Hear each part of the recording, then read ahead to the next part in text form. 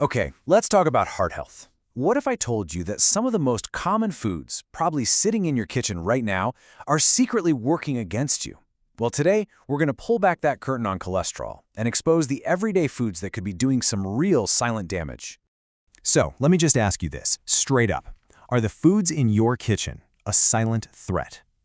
It's a really important question, because high cholesterol is kind of like an invisible danger.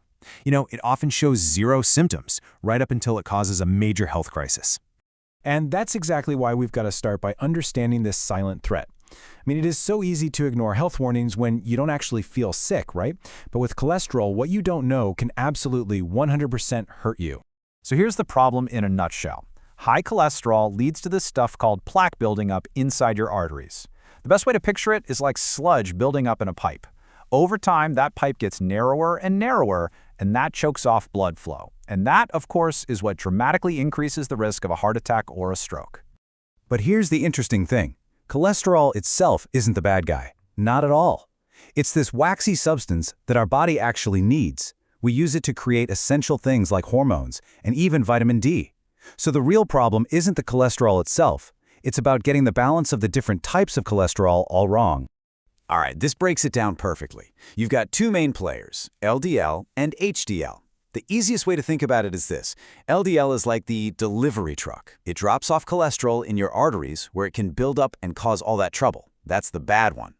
But then you've got HDL. That's the garbage truck. It comes along, picks up all the excess cholesterol and hauls it away.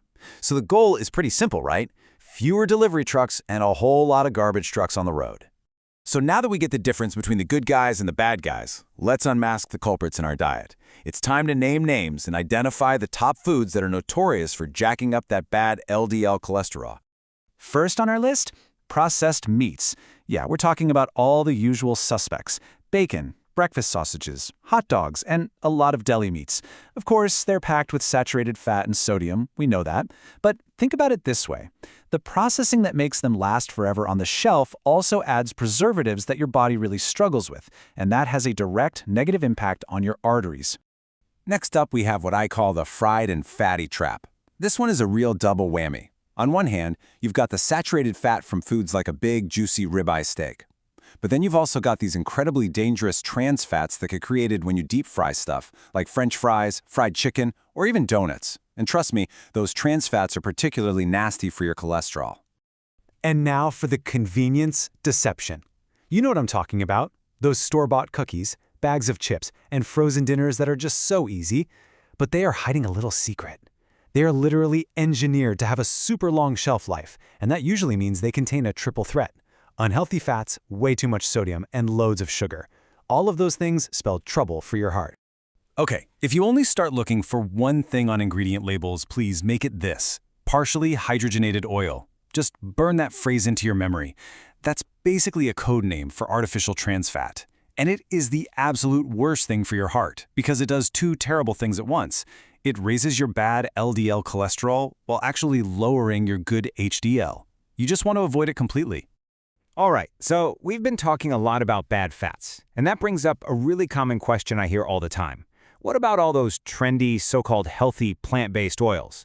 They come from plants, so they're all in the clear, right? Well, not so fast, and this is a really crucial point. Just because an oil comes from a plant doesn't mean it gets a free pass. Tropical oils like coconut oil and palm oil are actually packed with saturated fat. And you'll find them hidden in tons of processed foods, especially baked goods. They're okay once in a while, maybe, but they should definitely not be your everyday go-to oil. And finally, let's not forget about two other huge categories. First, sugary drinks. Now, a soda doesn't have cholesterol in it, but a high sugar intake can actually trigger your body to produce more bad LDL cholesterol and other fats that clog arteries. And then, of course, there's full-fat dairy. Butter, cream, and high-fat cheeses are all major sources of the kind of saturated fat that directly raises those bad LDL levels. Okay, I know, that list can feel a little daunting. But listen, this is not about restriction or making you feel bad. It's all about having the knowledge. Now that we know the problem foods, we can focus on the solution. And that means simple, powerful, heart-healthy swaps you can start making literally today. The most important thing to remember here is that small changes really add up. I mean, look how simple this can be. Instead of those fatty meats, just choose leaner proteins like chicken or fish. Instead of cooking with butter all the time, try using olive oil or avocado oil. And probably the easiest one of all, just swap those sugary drinks for water. Just those 3 little shifts can make a massive difference over time. And I love this because it shows the positive side of things. See, it's not just about what you cut out, it's about what you add in. Start focusing on filling your plate with awesome foods like whole grains, tons of fruits and vegetables, and healthy fats from sources like nuts and avocados. This completely shifts your mindset from what you can't have to this abundance of delicious food you can have. So as we start to wrap this up, it really all boils down to this one powerful idea. It's your heart and it's your choice. The power to protect your health for the long run is, quite literally, sitting on your plate every single day. I really want this message to sink in. This journey is not about going on some boring, restrictive diet where you hate every meal. It's just about being an informed consumer, about understanding what's in your food, and then making smarter choices that you can actually enjoy and stick with for life. So I'll just leave you with this powerful thought. Every single small change, choosing the leaner cut of meat, grabbing an apple instead of a cookie, just drinking more water, it has a real, measurable impact on your health.